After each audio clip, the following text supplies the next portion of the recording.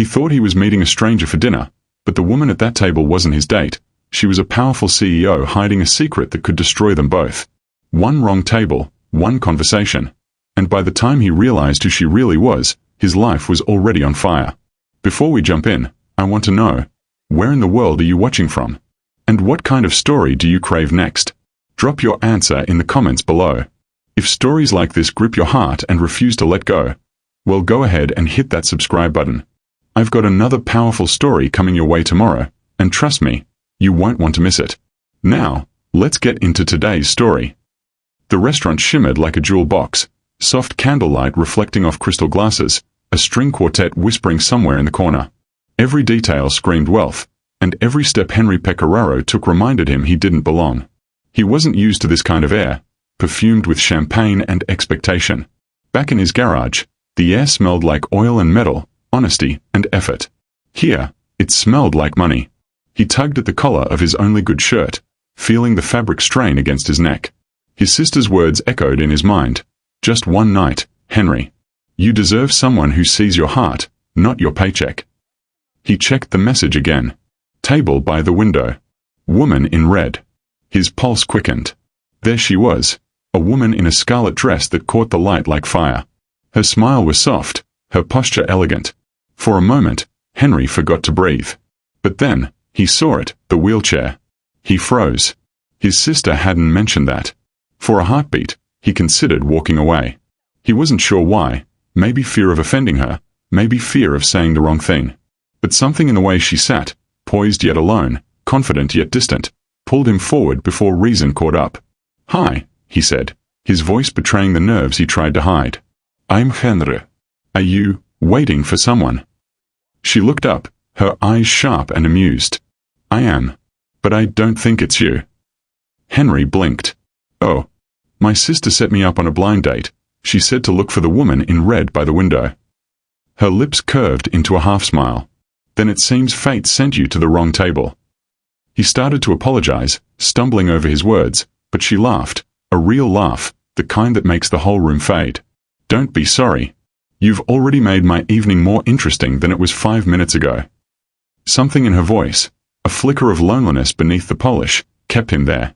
When she gestured toward the empty chair, the words came like an invitation and a challenge all at once. "Sit," she said softly. "Let's see what mistake you make next." And just like that, a wrong turn became the beginning of everything. That night, Henry had no idea who she really was. No clue that the woman laughing across from him owned half the skyline beyond the window. All he knew was that her smile felt like a secret worth earning. It wouldn't stay simple for long. Henry hesitated, but something about the way she said it, half challenge, half invitation, made him pull out the chair anyway. The legs of it scraped softly against the polished marble floor as he sat down, still unsure whether he was about to make a fool of himself or stumble into a story he wouldn't forget. The restaurant murmured around them, soft laughter and clinking glasses fading into background music as if the world had decided to give them privacy. He managed a nervous smile. "Well, I can promise you this. If there's a wrong way to handle this situation, I'll probably find it." Jennifer tilted her head, the faintest grin tugging at her lips. "Good. I like honesty. It's rare here." That surprised him. Everything about her, her confidence, her elegance, the quiet command she carried, screamed control. But her eyes told a different story, one layered with curiosity and fatigue. "Do you come here often?" he asked, immediately wincing at how cliched it sounded. Her laugh was low and melodic. "Only when I can't talk my way out of it.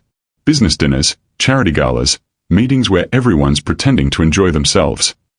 "So, never for fun?" "Fun," she repeated, amused. "In this place?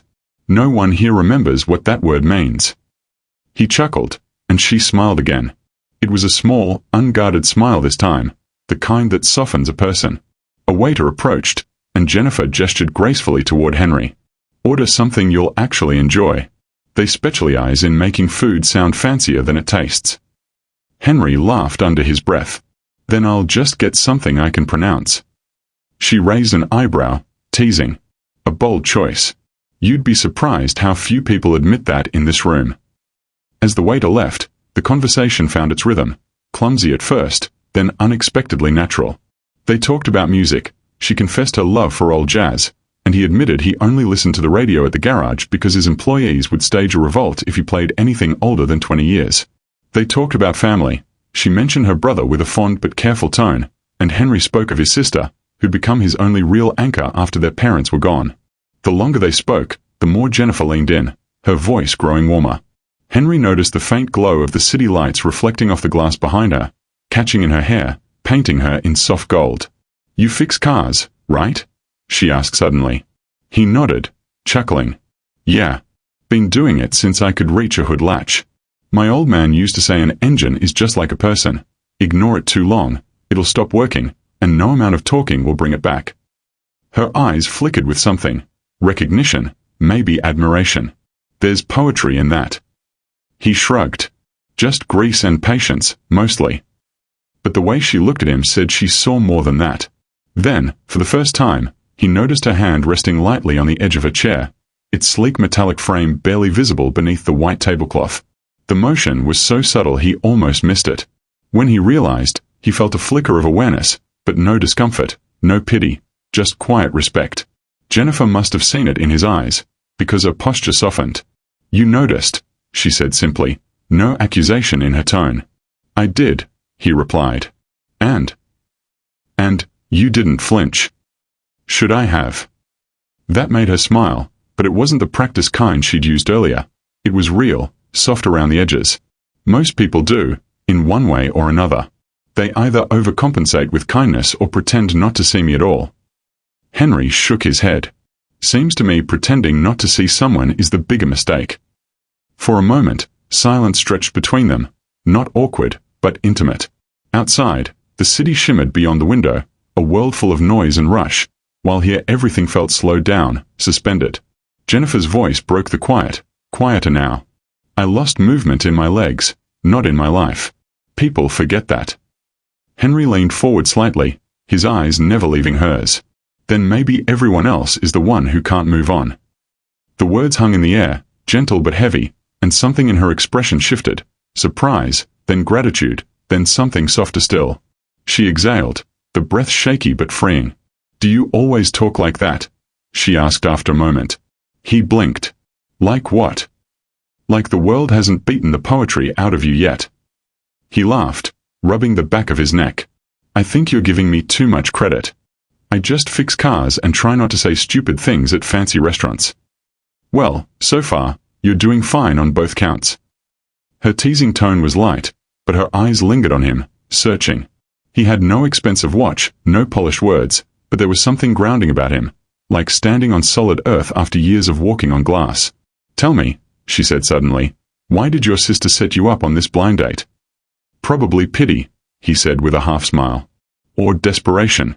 She thinks I work too much, live too small, and talk too little." "Do you?" He shrugged. "Maybe. But when you spend your days under a hood, you start thinking the world's problems could all be fixed if people just tighten their bolts once in a while." Jennifer laughed, a real, full laugh that startled her as much as him. It was the kind of laugh that had been buried under years of polite smiles and corporate small talk. People in nearby tables glanced over, but she didn't care. She hadn't laughed like that in a long time.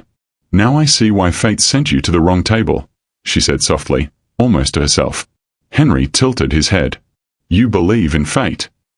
"I used to believe in control," she admitted. "Now, I'm learning to believe in accidents." He smiled. "Then maybe I'm your favorite mistake." She didn't answer, but the sparkle in her eyes said enough. The waiter returned briefly, refilling glasses and clearing plates. Jennifer thanked him, then turned her attention back to Henry, studying his hands as he talked, hands rough from years of labor, yet gentle when he gestured. There was no pretense in him, no polished facade. For someone who'd spent her life surrounded by people who rehearsed every word, his authenticity felt almost dangerous. She found herself asking things she normally wouldn't. What he dreamed about, what scared him, what made him stay in a job most people would have run from. He answered simply, directly, never fishing for admiration. "I like fixing things," he said. "Engines, sure, but people too, sometimes. Not the kind of fixing where you think they're broken, just helping them remember how they work." Jennifer's throat tightened unexpectedly. "That's a beautiful way to see the world." "It's the only way I know," he said with a modest smile. The air between them changed, subtle, electric, undeniable. She didn't know if it was attraction or something deeper, but it felt alive, unplanned. And then her phone buzzed. The name flashing on the screen made her shoulders stiffen. Thomas Barnes. She pressed the screen to silence it, tucking the phone aside with a practiced motion, but Henry caught the flicker of tension across her face. You don't have to ignore that, he said gently. I do, she murmured. Trust me. There was weight behind those two words, something that didn't belong to the moment but shadowed it all the same. He didn't press. Instead, he smiled softly. Well, I'll take that as a compliment. She raised an eyebrow. Why's that? Because whatever's waiting for you on that phone can't be more interesting than this conversation. Her lips parted in surprise before she laughed again, a quiet, disbelieving laugh that reached her eyes. You really are impossible. And you really don't look like someone who laughs often enough, he countered. She looked at him for a long moment, her expression unreadable, then shook her head. You're right. I don't. Outside, the night deepened, painting the window in streaks of golden shadow. The soft hum of the restaurant faded into something else, something fragile and human. Jennifer reached for her glass, her fingers brushing against his across the table. It was accidental, fleeting, but the air shifted with it. She withdrew slowly, unsure what startled her more, the contact, or the fact that she hadn't wanted to move away. For a brief, impossible heartbeat, it felt like the rest of the world didn't exist. And then, Jennifer. The voice sliced through the air like a blade. Sharp, cold, authoritative. Henry turned. A tall man in a tailored suit stood by their table, his expression unreadable, eyes flicking between the two of them before settling on Henry's worn shirt and calloused hands. Jennifer's composure returned instantly, but the color drained from her face. Thomas, she said quietly. Her brother's gaze hardened. We need to talk. Henry could feel the warmth of the moment collapse like fragile glass underfoot. The wrong table suddenly didn't feel so safe anymore. Would you have stayed and faced the storm, or walked away while it was still beautiful? Let me know in the comments. The air thickened with silence as Thomas Barnes stepped closer, the weight of his presence shifting the room's balance. The warm glow of candlelight that had softened everything moments before now felt like interrogation lamps. Henry sat back slightly, instinctively aware that this man, sharp suit, steel eyes, posture carved from authority, wasn't used to being questioned, especially not in public. Jennifer's fingers tightened around the stem of her wine glass. Thomas, she said evenly, her voice calm but edged. You're early. Her brother's gaze flicked to Henry, scanning him the way one might assess a misplaced object, curious at first, then dismissive. Early? Thomas echoed. No, Jennifer. I'm exactly on time. You're the one who seems to be deterring. Henry could feel the judgment before Thomas even finished speaking.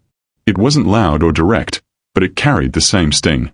He'd been looked at like that before, by customers who assumed grease under your nails meant grease in your soul. But from this man, in this setting, it felt like a verdict.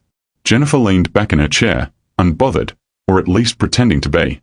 Thomas, this is Henry Pecoraro. We were just talking while I waited for your assistant. Thomas cut in, smirking. Yes, I noticed he didn't show. So, you decided to improvise. Henry rose halfway from his seat, his instinct pushing him toward apology. I should probably. Jennifer's hand shot out, resting on his arm, steady and deliberate. Sit, she said softly. You've done nothing wrong. The firmness in her tone surprised even Thomas. He raised an eyebrow, intrigued now. Interesting company you keep, sister. Henry felt heat crawl up the back of his neck. I think there's been a mix-up, he said quietly. I was supposed to meet someone else here. I didn't realize that you were dining with Jennifer Barnes, Thomas interjected, eyes narrowing slightly. The Jennifer Barnes. Henry blinked, confused. I'm sorry, should I know that name? Thomas let out a short, humorless laugh. You don't read the business pages, I take it. Jennifer sighed, her patience thinning. Thomas, stop. But it was too late. Henry's curiosity had already turned to realization. He glanced at her, and the puzzle pieces began falling into place. The quiet authority, the composure, the subtle confidence that didn't come from charm but from power. You're a CEO? He asked, voice caught somewhere between disbelief and admiration. Jennifer hesitated, then nodded slowly. Yes, she said. But tonight. I just wanted to be Jennifer. The simplicity of that sentence hit harder than any title could. Henry sat back down, unsure whether to feel embarrassed or betrayed. He didn't care about money or fame, but he hated feeling like the last person in the room to understand what was really happening. Thomas smiled thinly. She runs Barnes Industries, he said, his tone dripping with false modesty. Youngest CEO in the company's history. Featured in Forbes, the Wall Street Journal. You know, all those little magazines people keep on their coffee tables to look sophisticated. Henry exhaled slowly. I see. Jennifer's voice softened. Henry, I wasn't hiding it to lie. I just didn't want me to treat you differently, he finished, his tone even. I get that. I really do. But inside, something ached. Because no matter how much he wanted to pretend it didn't matter, it did. Not her title, but the reminder of what separated them. Thomas leaned forward slightly, his voice deceptively polite. So, Henry, what do you do? I'm a mechanic, Henry said plainly. The word hung there, simple and unvarnished, surrounded by the soft murmur of expensive conversations and the clinking of crystal glasses. Thomas's lips curved in a faint, polite smile that didn't reach his eyes. A mechanic, he repeated, as if testing the sound of it. Interesting. Jennifer shot him a warning look. Thomas. What? He said with mock innocence.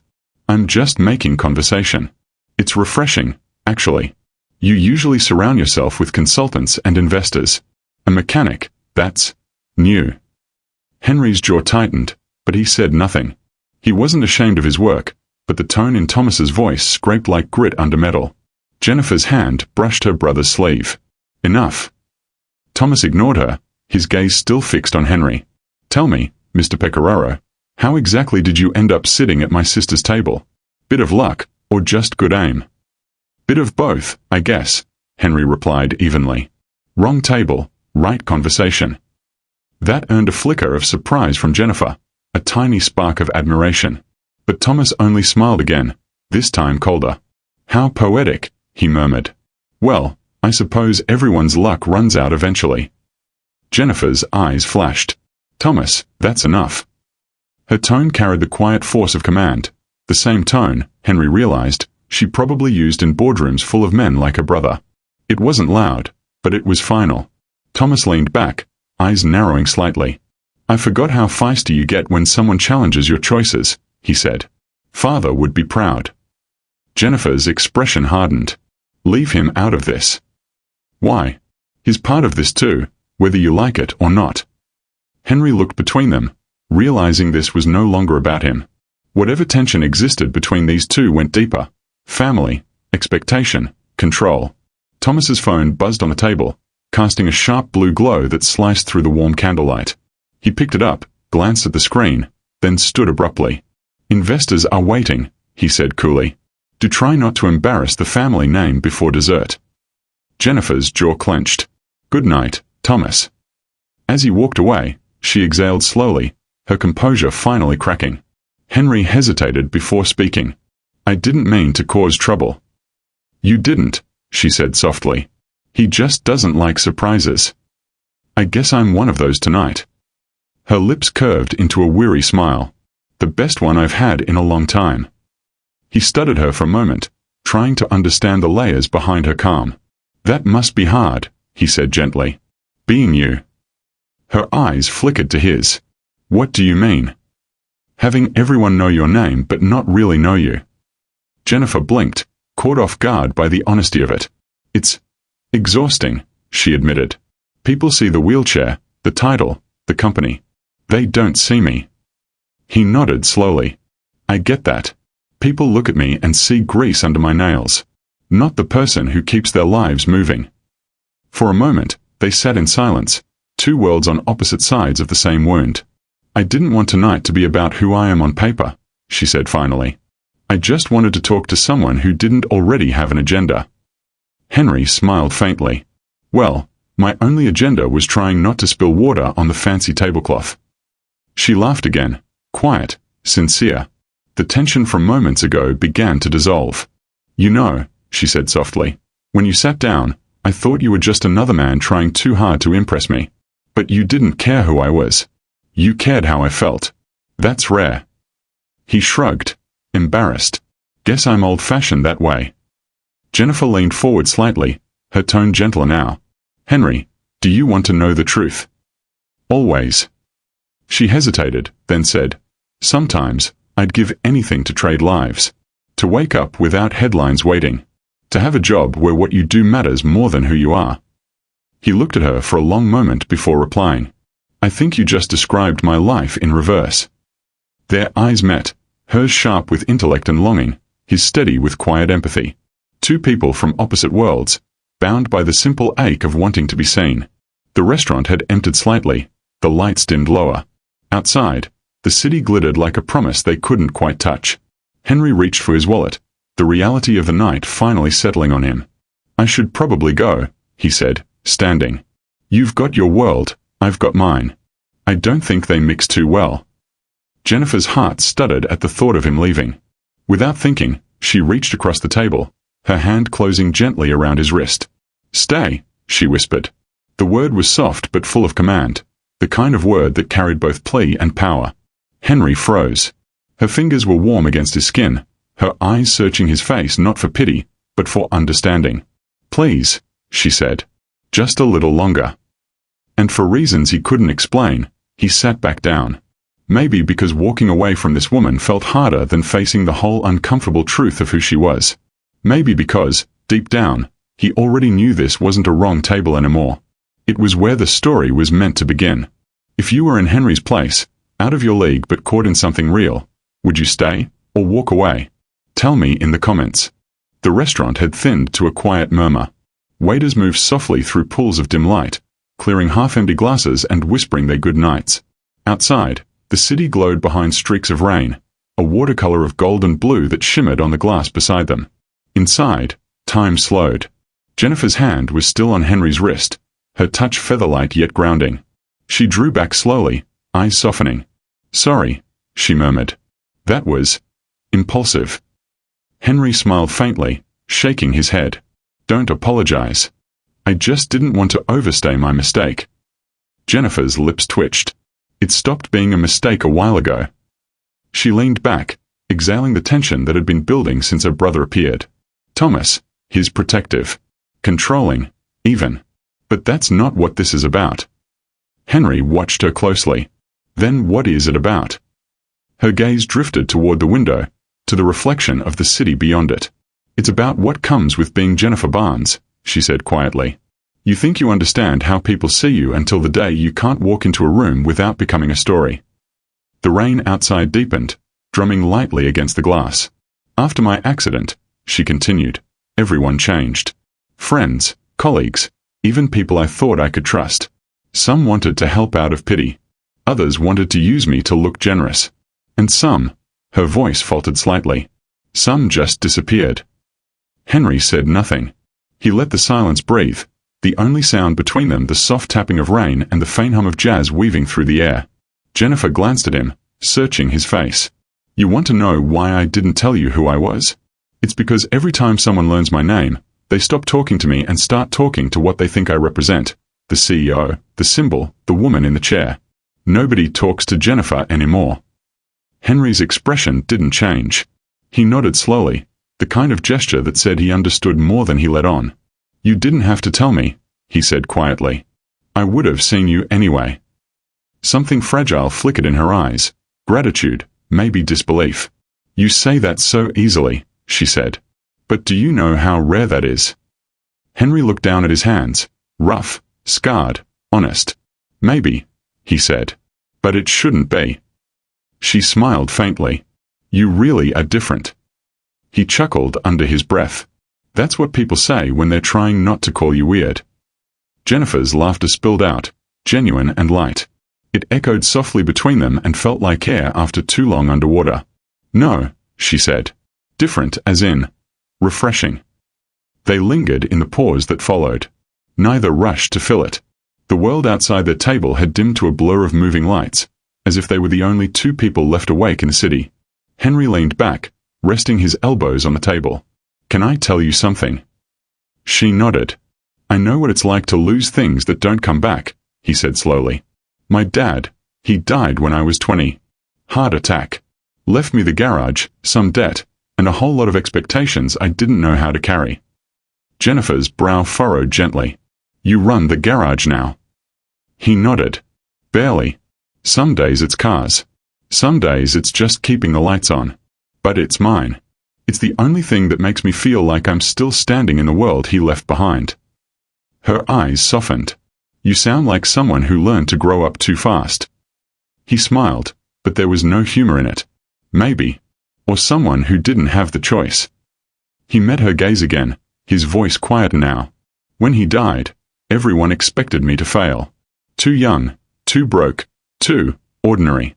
So I spent years trying to prove them wrong. And I guess now, I just fix engines and forget to fix myself. Jennifer stared at him, really looked, and for the first time in years, she felt something stir. Not pity, not admiration. Recognition. The same weight she carried in her own way. You know, she said softly, you talk about yourself like a man rebuilding something broken. He smiled faintly. Aren't we all?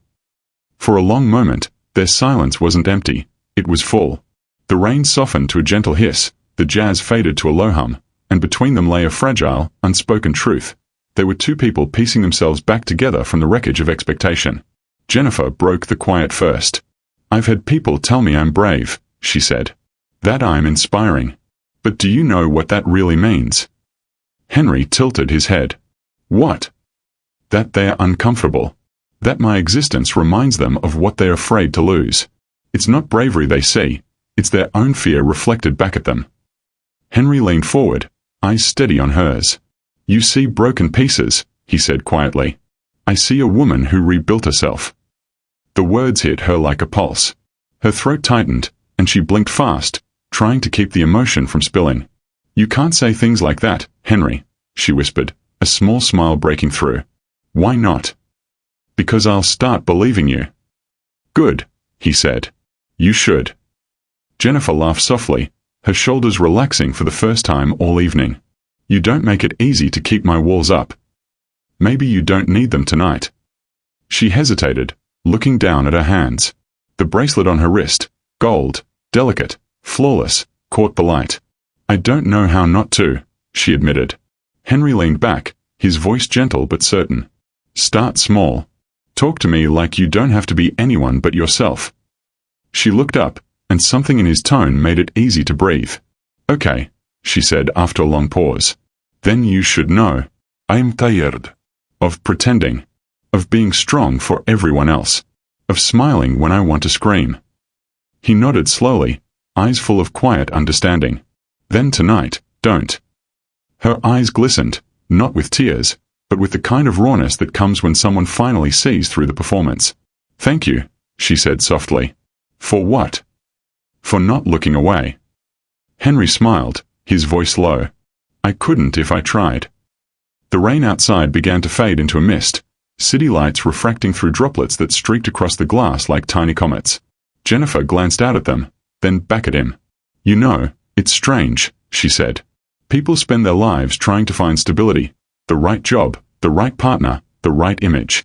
But sometimes it takes a stranger to make you feel steady again. He chuckled lightly. If that's your way of saying you're glad I sat at the wrong table, I'll take it. She smiled, a real one, the kind that reached her eyes. I'm very glad you did. For a moment, neither spoke. The music shifted, a soft piano note fading into silence. Somewhere near the entrance, a waiter dimmed the last of the overhead lights. The world seemed to pause. Then the sound of footsteps approached. Jennifer's driver appeared at the doorway, a respectful distance away. He inclined his head slightly. Miss Barnes, your car is ready. Jennifer looked toward him, then back at Henry. A flicker of reluctance passed across her face. Well, she said quietly, it looks like the night's ending. Henry nodded, forcing a polite smile. Yeah, I guess it is. But before she reached for her bag, she hesitated, something unspoken tugging at her. Her eyes searched his face for a beat too long. Henry, she said softly, do you believe in second chances? He blinked, caught off guard. In what sense? In the kind that don't make sense, she said. The kind that happen when you stop looking. He smiled slowly. Maybe. But I've never been lucky enough to test the theory. Jennifer's lips curved slightly. Then maybe it's time you did. She rose from the table, graceful even in the small motions that guided her chair. As her driver moved forward to assist, Henry caught her eye one last time. "Good night, Jennifer," he said. She smiled. "Good night, Henry."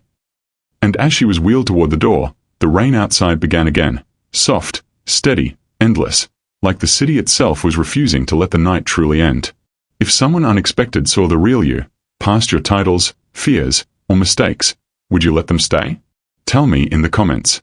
3 days passed, but Henry still couldn't shake the sound of her laugh, that low, unexpected melody that had cut through the hum of violin strings and the static of his own self-doubt. He'd gone back to the rhythm of his small garage, oil-stained hands, the tang of gasoline, the familiar creak of the lift, and the occasional customer yelling over the sound of engines. But beneath it all, a quiet thought tugged at him, that maybe, somehow, he'd left something unfinished that night. Then one Thursday morning, when the sun sat high and the world felt almost normal, she appeared. A sleek black sedan rolled into the cracked concrete lot, looking absurdly out of place among the battered pickups and aging sedans. Henry wiped his hands on a rag, squinting against the glare. When the car door opened, he froze. Jennifer Barnes, crimson blouse, sunglasses, composure intact, sat behind the wheel. He blinked, half convinced the universe was joking. Can I help you?" She smiled, removing her sunglasses. "Well, Mr. Pecoraro, I think I've got a problem with my car." Henry's brow furrowed. "Your car?" "MMHM." She tilted her head, pretending to study the dashboard. "It's making this funny noise. Kind of like..." She paused, smirking. "A woman pretending her car is broken so she can see someone again." Henry laughed despite himself, shaking his head. "You know, most people just text." "I didn't have your number," she said simply. "And besides, I figured this would make a better entrance." He could only stare at her, this woman who belonged to glass towers and boardrooms sitting in a mechanic's lot like she belonged nowhere else. "You're unbelievable," he said, but his grin gave him away. "I'll take that as a compliment," she replied lightly. He circled the car, pretending to inspect it. "Well, since you're already here, I might as well check under the hood." Jennifer watched him work, sleeves rolled, jaw set, the rhythm of his movements confident but unhurried. She couldn't remember the last time she'd seen someone so comfortable in their skin. Everything about him was grounded, unpolished, real. The hum of the city around them faded. All she saw was the man who had looked past everything she'd built and found the person underneath. Henry straightened, closing the hood. "You'll be relieved to know there's nothing wrong with it." "Good," she said, smiling. "That means it worked." He leaned against the car, crossing his arms. "So, are you going to tell me why you're really here?" Jennifer hesitated, then met his gaze. "Because I wanted to see if that night was as real as it felt." He swallowed, the words sinking deep. "And?" She smiled faintly. "It is." For a moment, neither spoke. The only sound was the wind moving through the open bay doors and the faint hum of city life beyond the lot. It was simple. Easy. But simple things have a way of getting complicated. That afternoon, while Henry worked on a customer's car, 2 teenage boys passed by the garage, one of them snapping a photo, whispering, and laughing before disappearing down the street. Henry didn't think much of it. He'd grown up ignored by the world. He didn't expect it to suddenly take interest. But by the next morning, his world had changed. His phone buzzed relentlessly. Texts, missed calls, notifications. It wasn't until he saw the headline on his cracked old phone screen that his stomach dropped. Mystery mechanic spotted with paralyzed CEO. Secret romance. Below the headline was a photo, Jennifer laughing beside him, sunlight spilling across her hair, his grease-stained shirt and smile frozen mid-sentence. It wasn't cruel, not yet. But the comments were. Publicity stunt. She's slumming for sympathy. He's after her money. Pathetic, look at his hands. Henry's jaw tightened. The noise was louder than the roar of any engine he'd ever worked on. He wanted to throw the phone, to hide, to vanish. But before he could do anything, another notification appeared, this time with her name attached. Jennifer Barnes had posted. He clicked it, half dreading what he'd find. There she was, her face calm, her statement short and direct. I don't usually address gossip, but this time I will. Henry Pecoraro is a friend. Someone with more integrity than half the people who comment on what they don't understand. A photo doesn't tell a story. But I do. And this one starts with kindness, not scandal. Henry stared at the screen, stunned. She didn't have to do that, but she did. By noon, reporters were parked outside his garage. Cameras flashed through the windows, microphones shoved toward him when he stepped outside. Henry, how long have you known Miss Barnes? Is this relationship romantic? Are you planning to use her influence to expand your business? He pushed past them, heat rising to his cheeks. You people don't have a clue, he muttered, locking the door behind him. Moments later, his phone rang again. Jennifer. He answered, his voice low. You shouldn't have done that. I couldn't stay quiet, she said. They're tearing you apart for existing next to me. It's not your fight. It became mine the second I saw that headline, she said firmly. You didn't do anything wrong. And I won't let them make you the villain in a story that isn't theirs to tell. Her tone left no room for argument. Henry exhaled, pressing a hand to his forehead. Jennifer, they won't stop. Not now. Then let them talk, she said. We'll give them something worth talking about. He didn't know whether to be terrified or in awe of her. Later that afternoon, she arrived at the garage again, this time not in disguise, not pretending. Cameras flashed like lightning as she stepped out, immaculate and unbothered. Her presence was magnetic, commanding. Miss Barnes, a reporter shouted. What do you say to claims that this relationship could damage your reputation? Jennifer paused, her eyes cool and steady.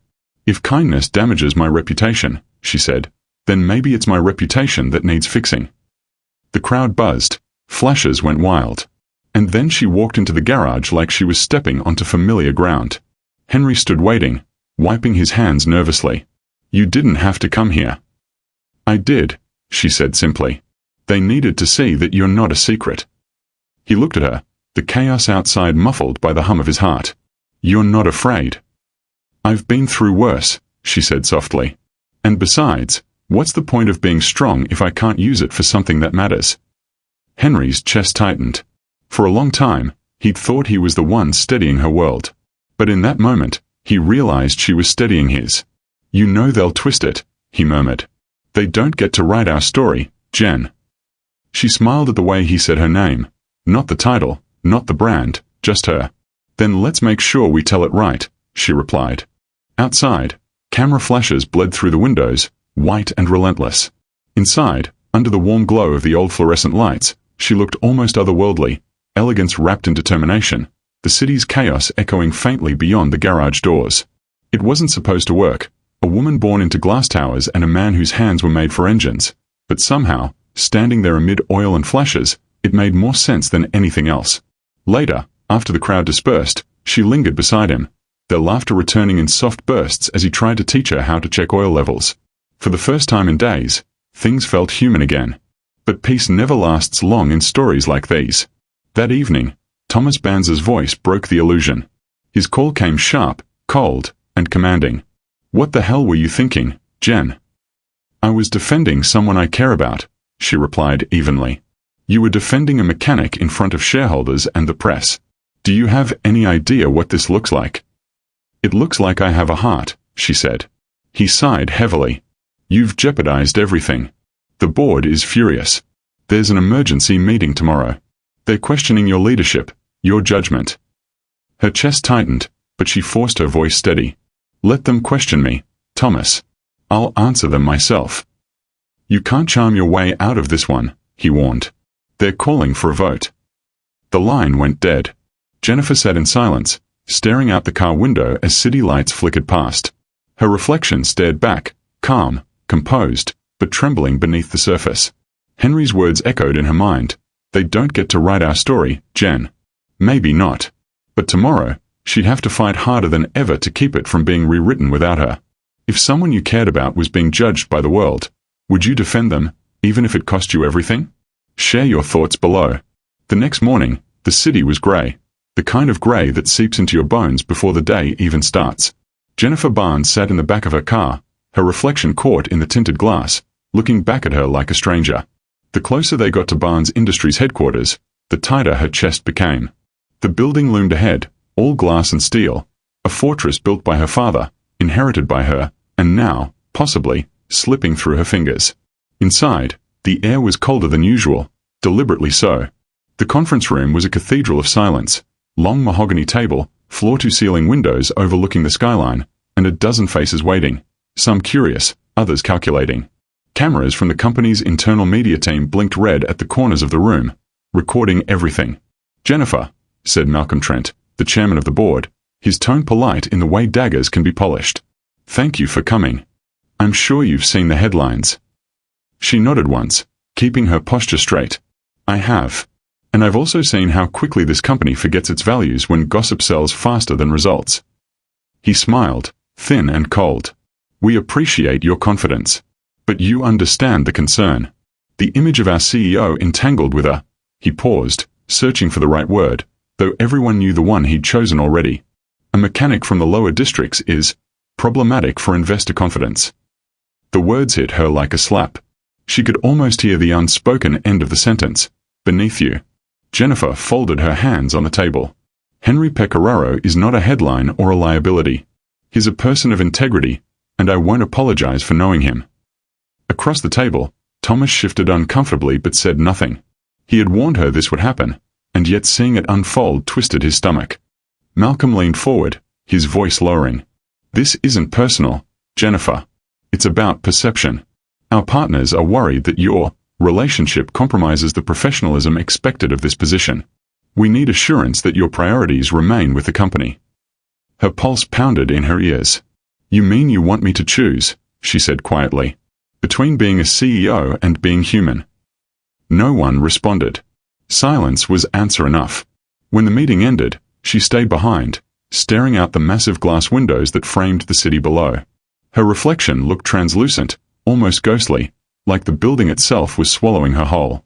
Down on the street, Henry's garage would be waking up to the sound of engines and life, while up here, everything was polished and suffocating.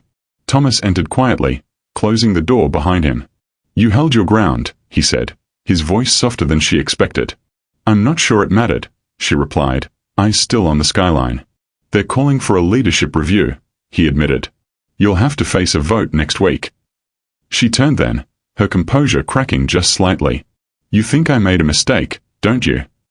He hesitated. "I think you're brave. But this world doesn't reward bravery, it punishes it." Her shoulders sank. "Then maybe I'm tired of living in that kind of world." That night, Henry found her waiting outside his garage, sitting in her car, the headlights cutting through the dim. The second he saw her face, he knew the meeting hadn't gone well. He wiped his hands on a rag and approached. "You look like you've been fighting ghosts." She smiled faintly. "Maybe I have." He leaned against the car door. "Want to tell me what happened?" "They want me to distance myself from you," she said, the words heavier than she intended. "They think being seen with you makes me less credible." Henry's chest tightened. He'd expected judgment from the world, not from hers. "Less credible," he repeated. "Because I fix engines." "Because you don't fit their version of what power looks like," she said, her tone bitter. He let out a slow breath, staring down at the cracked pavement. "Maybe they're right." Her head snapped up. "Don't say that." "I mean it, Jen. I don't belong in your world, not because I'm not good enough, but because your world doesn't want someone like me in it." He met her eyes, steady, grounded. "You're fighting battles I can't help you win. And if staying close to me means losing everything you've worked for—" "Stop," she interrupted, her voice shaking. "Don't do that. Don't make this noble. You think I care about their votes more than what's real." He smiled sadly. "You might not. But they do. And sooner or later, they'll make you pay for it." Jennifer looked away, her reflection shimmering in the car's window. One version of her in the glass, another in the flesh. The one inside looked powerful, unbreakable. The one in the reflection looked tired, almost transparent. "I can handle them," she said softly. "I know you can," he replied. "That's why I need to do the one thing I can handle, stepping back." She turned to him, her eyes wide with disbelief. "You're leaving me." He swallowed hard. "I'm giving you space to breathe. To fight your fight without me weighing you down." Her voice broke on the next word. Henry. He reached for her hand, calloused fingers brushing against hers. You deserve someone who fits your world. Tears welled, unshed but burning. You were the only one who made it feel real. For a long time, they just sat there, two people divided by silence, by pride, by a love too honest for the world they lived in. Finally, Henry stood. He looked at her one last time, memorizing the way her face looked in the soft glow of the dashboard lights, half shadow, half flame. Take care of yourself, Jen, he whispered. And then he walked away. She didn't stop him. Couldn't. The sound of his boots fading into the night was louder than any words could have been. When he was gone, she sat there in the car, unable to move. The reflection in the glass blurred as tears finally slipped free. The city lights outside glittered like judgment, and for the first time in years, Jennifer Barnes, the unshakable CEO, felt utterly alone. Meanwhile, Henry returned to his empty garage, shutting off the lights one by one.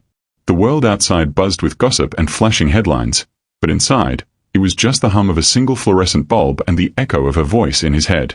He looked at himself in the mirror above his workbench, a faint reflection of a man covered in oil and heartbreak. He almost laughed at the absurdity of it, a mechanic and a millionaire CEO. Maybe the world was right. Maybe it was doomed from the start. He placed his hands on the counter, gripping hard, and whispered into the silence, "You deserve better than me, Jen." But even as he said it, he didn't believe it. What she deserved wasn't better. It was real. The next morning, Jennifer was sitting in her office, staring blankly at the city below, when her phone rang. The voice on the other end wasn't from her board, nor from Thomas. It was her father's assistant. "Miss Barnes," the woman said softly, "it's your father. He collapsed this morning." Jennifer froze, her throat tightening. "What? How bad?" "He's been taken to St. Matthew's. The doctors said it's serious." The phone nearly slipped from her hand. For a long second, the world tilted. Then she grabbed her bag, called for her driver, and left without another word. As the elevator descended, her reflection wavered in the mirrored walls, strong but trembling. The doors opened, spilling her into a world that had stopped making sense. Henry's voice echoed in her memory. "Take care of yourself, Jen." She whispered into the silence of the car, her eyes fixed on the blur of traffic ahead. "Not without you." If you were in Henry's place, would you walk away to protect someone you love, even if it broke your heart? Or would you fight to stay no matter the cost? Comment what your heart would choose. The storm came without warning, the kind of storm that didn't just fall but roared, tearing at everything that wasn't built to last. By evening, the streets were slick rivers of mud and rain, and Henry's little garage stood at the corner of it all, its roof rattling under the weight of thunder. He was still there, alone, long after the other shops had shuttered for the night. The rain was relentless, hammering against the metal roof like an angry drum. Buckets filled, water crept across the floor, and the hum of his old generator flickered weakly. He should have gone home hours ago, but there was no point. This garage, his father's legacy, his last tie to the man who taught him everything, was all he had left. When the roof started to leak faster, Henry grabbed whatever he could, tools, ledgers, the framed photo of his father that had hung over the office door for 10 years. His shirt clung to him, soaked through, as lightning flashed, illuminating the chaos. "Come on," he muttered to himself, shoving sandbags against the door. "Don't do this to me now." But nature didn't care about prayers. The rain kept coming, hard and unrelenting. A small flood had begun pooling across the concrete, swallowing his workbenches and spare tires. He sank to his knees, drenched and furious, trying to scoop the water out with his hands, but it was hopeless. The flood didn't just look like ruin, it looked like defeat. For a moment, Henry closed his eyes, resting his head against the cold metal of the workbench. He thought of Jennifer, the woman who had looked at him like he mattered, who had stood before the world unafraid to call him a friend. And now she was somewhere far above this, in glass towers, in hospitals, in worlds that didn't leak or rust. He didn't hear the car until headlights sliced through the rain. The black sedan stopped at the edge of the flooded street. The door opened, and she stepped out, her red dress clinging to her skin, rain soaking her hair, determination burning through the storm. "Jennifer," he called out, disbelief cracking through his voice. She didn't answer. She just pushed forward, her wheels cutting through the rising water, her assistant running beside her, holding an umbrella that was useless against the wind. "Henry," she shouted, her voice sharp and clear even against the rain. "Get out of there." He rushed toward her, grabbing her chair as the water surged. "What are you doing here? You shouldn't." "I heard about the flood," she said, out of breath, rain dripping from her lashes. "Thomas called. He told me your shop was underwater. I couldn't just stay home." "You're soaked." "So are you," she shot back, eyes blazing. "Now stop arguing and help me move the equipment before it's ruined." He hesitated, staring at her, this woman, drenched and furious, refusing to be delicate. She was supposed to be the fragile one, the untouchable CEO, the one the world protected. But here she was, commanding the chaos like it was her boardroom. "Jennifer, this isn't your fight." She met his gaze, fierce and unyielding. "Then make it mine." Something in him cracked then, not from weakness, but from awe. Together they worked through the storm. She directed his assistants like a general in battle, telling them what to move first, how to stack the dry parts higher, where to block the leaks. She wasn't just helping, she was leading. Thomas arrived not long after, umbrella snapping in the wind. He froze in the doorway, taking in the sight, his sister, drenched and wild-eyed, shouting orders, her hands covered in grime. "Jen," he called out, half-stunned, half-horrified. "You can't be serious." She didn't even look at him. "Grab a broom, Thomas." "What?" "You heard me," she snapped. "Grab a broom and make yourself useful." And for the first time in his life, Thomas obeyed without argument. Lightning flashed again, bright and violent, reflecting in the puddles as they worked. The water kept rising, but together they pushed back. Henry lifted crates, Jennifer shouted instructions, Thomas sealed gaps in the door. The storm outside roared, but inside, it felt like something else, unity. Hours passed before the worst of it finally eased. The rain softened to a steady whisper, the floor littered with soaked rags and tools. Henry stood by the open bay door, breathing hard, watching the water recede. Jennifer was still at the center of it all, hair clinging to her face, shoulders trembling from exhaustion, but smiling. For the first time, he saw her not as fragile or broken, but as unbreakable. He walked over, his voice low. "You saved my business." She looked up, rain still dripping from her hair, and smiled softly. "You saved my heart first." For a long moment, they just stared at each other, the storm around them fading into quiet. It wasn't the kind of silence that hurt. It was the kind that understood. Thomas stood off to the side, watching the exchange. Something in his expression shifted. Not approval, not yet, but the beginning of understanding. For the first time, he didn't see Henry as a threat. He saw the man who made his sister feel alive again. When the last of the workers left, Henry and Jennifer remained, sitting amid the wreckage. The lights flickered, casting golden reflections over the puddles on the floor. "I don't know how to thank you," he said. "Don't," she whispered. "You'd have done the same for me." He laughed softly. "You think so?" "I know so," she said, her voice steady, sure. The storm outside had quieted completely now. In its wake came the sound of distant sirens, the dripping of water from the roof, and the slow, deliberate rhythm of two people who had finally found balance. Henry knelt beside her, resting his hand on the armrest of her chair. "You should get out of those clothes before you freeze." She smiled faintly. "Worried about me?" "Always." They shared a look, the kind that didn't need words. But before either could say more, the sound of tires splashing through the wet road drew their attention. Another car pulled up, sleeker, darker, and when the door opened, everything changed. It was Robert Barnes. Jennifer's father stepped out, his expression unreadable as he took in the scene, his daughter soaked, covered in oil and mud, sitting beside a mechanic in a flooded garage. His assistant rushed forward with an umbrella, but he waved it off. "Jennifer," he said finally, his voice breaking through the quiet. She turned toward him, defiant but calm. "Dad." He stared at her, really stared, maybe for the first time in years. The woman before him wasn't the broken girl from the hospital or the fragile CEO he'd tried to protect. She was fierce, capable, radiant, even drenched and dirty, she glowed with purpose. Robert's eyes softened. "You shouldn't be here," he murmured, but his tone had changed. It wasn't scolding, it was awe. "I needed to be," she said quietly. "Because this is what I built too.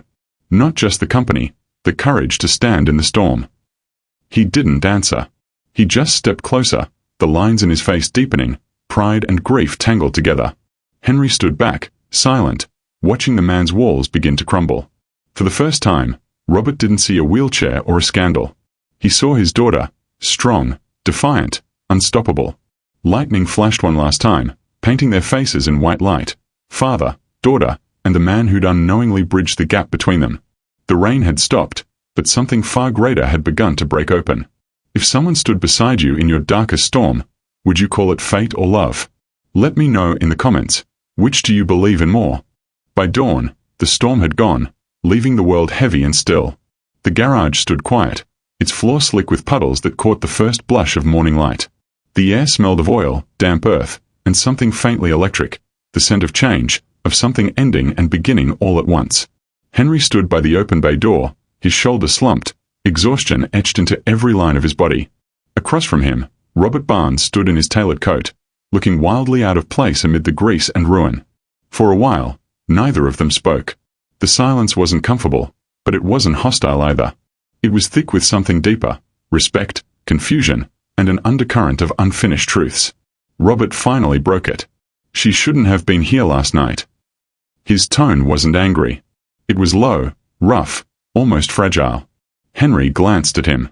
With all due respect, sir, if she hadn't been, this place wouldn't still be standing. Robert's gaze drifted over the wreckage, the overturned crates, the soaked floor, the faint reflection of sunlight creeping through the puddles. I can't deny that, he murmured. But she shouldn't have had to. Henry frowned. You think she had to? She chose to. That made Robert look up. His face, usually a mask of control and certainty, cracked for just a second. You think I don't know that? You think I wanted her trapped in that chair, fighting for every bit of dignity the world keeps trying to take from her? He exhaled shakily, eyes falling to the floor. I treated her like glass because I couldn't forgive myself. Henry blinked, surprised. Robert's voice grew softer. It was my decision to send her on that trip, the one where the accident happened. A corporate retreat. I pushed her to go because I wanted her to prove herself to the board. I thought she needed to earn their respect. She came back in a wheelchair, and I've never stopped thinking. If I hadn't, his voice faltered. If I hadn't made her go, maybe. Henry stepped closer, interrupting gently. You can't live like that. Robert's head snapped up. And what would you know about it, Mr. Pecoraro? Henry didn't flinch. He just looked at him, calm and steady. I know what guilt looks like. It's the same way I felt when my dad died, like I should have done more, worked harder, seen it coming. I spent years trying to fix the one thing I couldn't. And you know what that got me? Empty hands and a heart that forgot how to feel. Robert stared at him, breathing unevenly. Henry continued, his tone quiet but firm. You didn't treat her like glass because you wanted to protect her, sir. You did it because you wanted to protect yourself from seeing the woman she became without you controlling the picture. You can't hold her back just to keep your own guilt safe. For a long moment, Robert said nothing. The truth settled in like the last drop of rain after a storm, silent but impossible to ignore. He finally exhaled. You talk to me like no one else ever has. Probably because no one else ever thought they could, Henry replied with a small shrug. A faint smile tugged at the corner of Robert's mouth. You've got nerve. I fix things for a living, Henry said, his tone steady. But she's not something to fix. She's not broken, sir. She just moves differently through the world. Robert's eyes glistened, not with tears exactly, but with something older, heavier. He nodded slowly, as if those words hit a place he'd never let anyone touch before. She moves differently, he repeated under his breath, tasting the truth of it. Henry reached out a hand, a simple, steady gesture, grease-stained fingers against the clean cuff of a billionaire's coat. You raised a fighter, he said. You should be proud of her. For a second, Robert hesitated. Then, with quiet gravity, he took the offered hand. The handshake wasn't firm like a deal. It was heavy, human, filled with everything words couldn't carry. When they let go, the silence between them had changed. Outside, the sun broke through the thinning clouds, light pouring across the wet pavement. The reflection in the puddles caught their faces side by side. Two men from different worlds, bound by love for the same woman in entirely different ways. Robert took a slow breath. You care about her. Henry didn't deny it. More than I probably should. And she cares about you, Robert said quietly. It wasn't a question. Henry nodded once. Robert looked toward the office window, and froze. His eyes softened. "You might want to tell her yourself," he said. Henry turned. Jennifer was there, framed in the doorway, her hair pulled back, her eyes shining. She'd been standing there long enough to hear everything. For a second, no one moved. The light behind her made her almost radiant, the fading drizzle tracing silver lines down the glass. She didn't speak, she couldn't.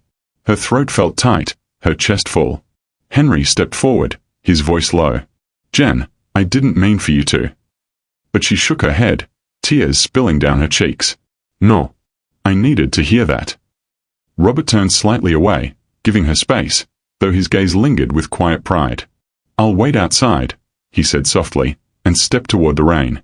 Now it was just them, Henry and Jennifer, standing in the dim, sun-streaked garage. For a long time, neither spoke. The silence wasn't awkward. It was heavy with understanding. Finally, she broke it. "You told him I'm not broken." Henry smiled faintly. "Because you're not." She took a shaky breath, laughing through her tears. "You make it sound so simple." "It is," he said gently. "People just make it complicated." She wheeled closer, her hand finding his. "You always know how to say the one thing I didn't realize I needed." He brushed a thumb across her knuckles, his voice soft. "Maybe that's what love's supposed to do, remind us of what we forgot about ourselves." The light from the open door spilled across them, warm and golden, melting the edges of the gray. Outside, Robert stood watching, silent, humbled, his face wet with more than rain. For the first time in years, he didn't see a daughter he needed to protect. He saw a woman who had found her own way through the storm. The puddles around them shimmered with reflected light, fractured but beautiful. Just like her. And as Jennifer lifted her gaze toward Henry, her voice barely a whisper, the world seemed to slow. "I love you," she said. Henry looked at her, really looked, and in that quiet 5-second moment, everything he'd ever believed about worth, destiny, and love rearranged itself. He smiled, the simplest, truest smile he'd ever worn. "I know," he said softly. "And I love you too." Outside, a breeze stirred the last drops from the roof. The storm was gone, but its echo lingered, not as ruin, but as proof of survival. Have you ever had a 5-second moment that changed how you saw everything? Yourself, someone you love, or life itself? Share it in the comments. You never know who might need to read it today. A year later, the city felt softer somehow, or maybe it was Henry who had changed. The garage, once battered and broken, now gleamed under the warm amber glow of string lights he'd strung across the rafters. The walls were freshly painted, the smell of oil still hung in the air, but it was different now, less like struggle, more like memory. The place had come alive again, not with noise, but with purpose. Tonight wasn't about work. Tonight was about something far greater.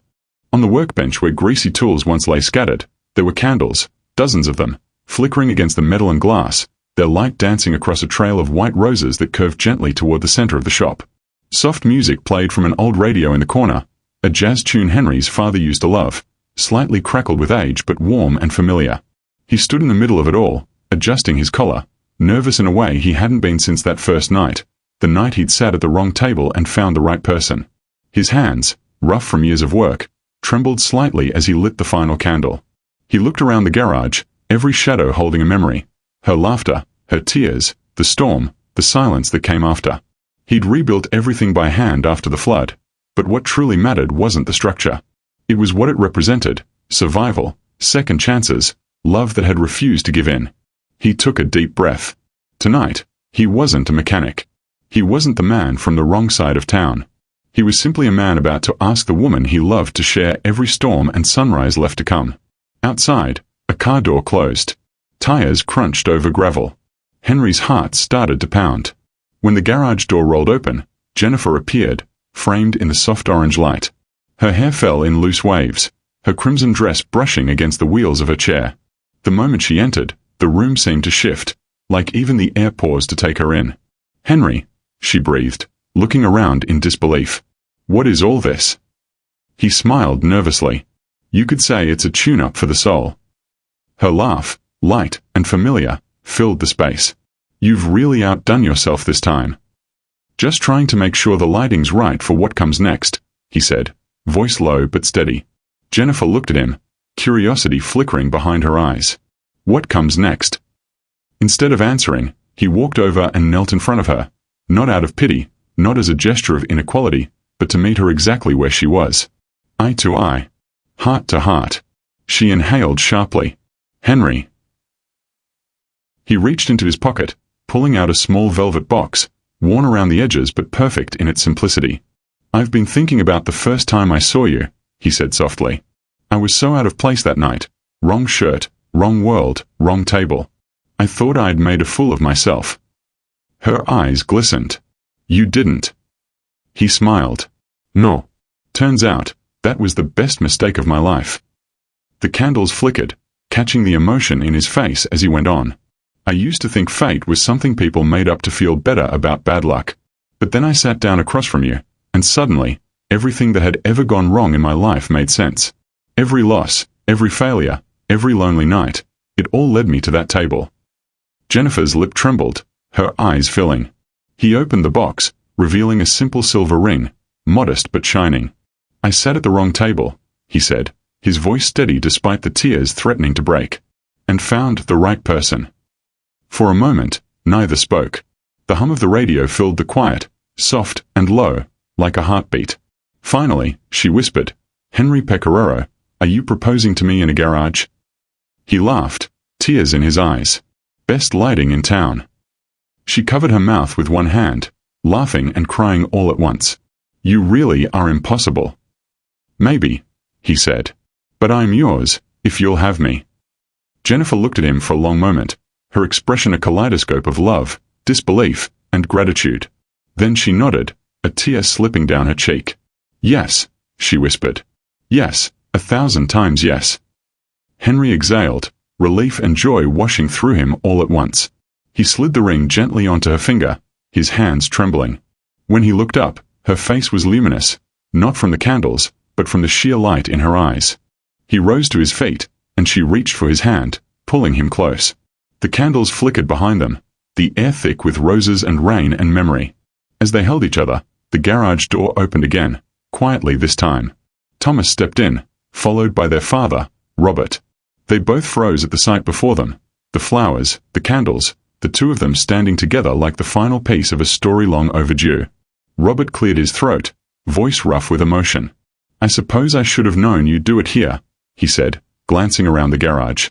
"She always said you could make anything beautiful." Jennifer turned toward him, smiling. "You came." "Of course I did," he replied, stepping closer.